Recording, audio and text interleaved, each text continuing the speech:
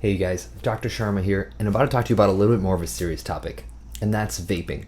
Now the purposes of this video is simply for awareness, and I am not here to sway you to or from doing any sort of form of e-cigarette usage. Before you partake in any of the use of these products, you must ask your physician and get health advice. The use of vaping is basically using an e-cigarette device that is battery operated in order to aerosolize and heat up in order to deliver the aerosolized product into the lungs. Now with the increasing popularity of this device, there has been more and more studies that have been showing damage related to the lungs in young teenagers. Interestingly, 20% of high schoolers use e-cigarettes. That's up from 11% in 2017. Imagine that, a room of 100 high schoolers, 20 of them probably have that little USB thing that they're smoking out of. A study out of the Illinois and Wisconsin health departments by authors Dr. Layden et al. Discussed about 53 patients who had pulmonary illnesses and pulmonary damage related to e-cigarettes. In order to be included in the study, other causes of the pulmonary injuries had to be excluded, such as infection. 50 out of the 53 patients were hospitalized and admitted in the hospital, for most of them staying for almost 6 days. A large percentage of them have to be intubated during the hospitalization, meaning that they needed assistance with their oxygenation through their lungs. That's how bad the damage was. The most common symptom that they presented with was respiratory distress and not being able to breathe, and the majority of them had a high heart rate. A small percentage of these patients had fevers.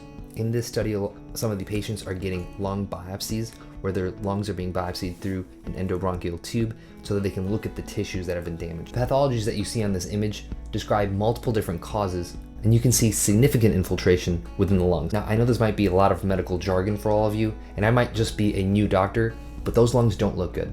In theory, some of the pathology relates to some of the lipid molecules or the oils, the cannabinoid oils and butane that have been aerosolized and inhaled into the lungs, as they can see with pathology of the lungs that showed macrophages, which is our white blood cell fighting cells, showing a lot of fat molecules within them. It's kind of like if you were to go burn oil on a pan in your kitchen and then start to inhale it. Do you think that would feel good?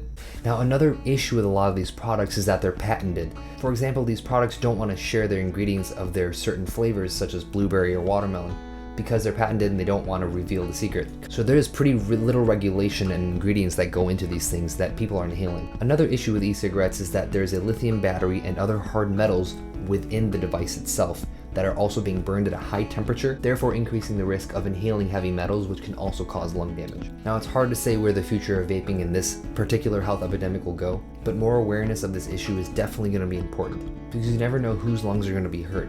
People are so genetically different, and somebody could be smoking for 20 years and not get cancer, and one person could be smoking a pack of cigarettes 1 pack year and then have cancer. It's completely variable among people, and I think awareness is going to be the first and most important. I hope this topic was a little bit informative for you guys, and more to come.